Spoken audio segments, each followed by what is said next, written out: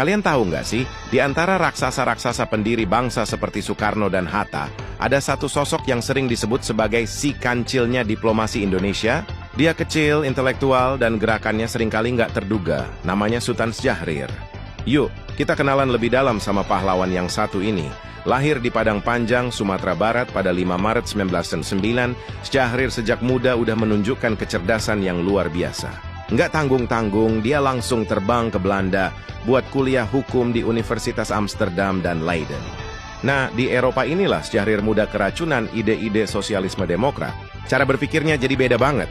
Kalau Bung Karno jago menggerakkan massa dengan pidato berapi-api, Syahrir lebih percaya pada kekuatan intelektual dan pendidikan politik untuk rakyat.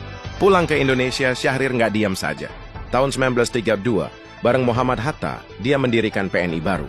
Ini bukan PNI-nya Bung Karno ya. PNI baru fokusnya ke kaderisasi, mencetak para pemikir-pemikir muda yang sadar politik. Sebenarnya kemerdekaan sejati itu bukan cuma teriak merdeka, tapi rakyatnya juga harus cerdas. Tentu saja pemerintah kolonial Belanda nggak suka sama gerakan ini. Syahrir dan Hatta ditangkap.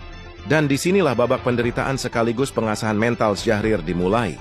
Bayangin, tahun 1934 dia dibuang ke tempat yang disebut nerakanya Hindia Belanda, Boven di Goel di Papua. Tempat terpencil, penuh malaria dan tanpa harapan. 2 tahun kemudian, dia dipindahkan ke Banda Neira yang indah, tapi tetap saja sebuah penjara alam. Di pengasingan inilah Syahrir menghabiskan waktunya dengan membaca ribuan buku dan menulis pemikiran-pemikirannya yang tajam. Lalu datanglah Jepang. Saat banyak tokoh nasional memilih bekerja sama dengan Jepang, Syahrir mengambil jalan yang berbeda. Dia memilih turun ke bawah, memimpin gerakan bawah tanah. Kenapa? Karena Syahrir yakin Jepang itu fasis, sama bahayanya dengan kolonialisme Belanda. Dia nggak mau bangsanya lepas dari mulut harimau, malah masuk ke mulut buaya. Dari persembunyiannya, Syahrir membangun jaringan rahasia dan terus mendengarkan radio sekutu. Dan disinilah momen krusial itu tiba. Pertengahan Agustus 1945, lewat radio gelapnya, Syahrir jadi orang pertama di kalangan pejuang yang tahu kalau Jepang sudah menyerah pada sekutu. Dia langsung bergerak cepat. Dia mendesak para pemuda untuk menculik Soekarno-Hatta ke Rengas Dengklok.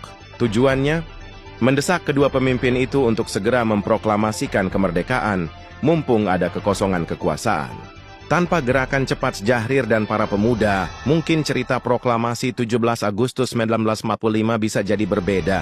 Dari pengasingan di Digoel hingga menjadi pendorong utama proklamasi, Sultan Syahrir adalah bukti bahwa perjuangan itu punya banyak wajah. Ada yang di atas panggung, ada juga yang bergerak senyap di belakang layar,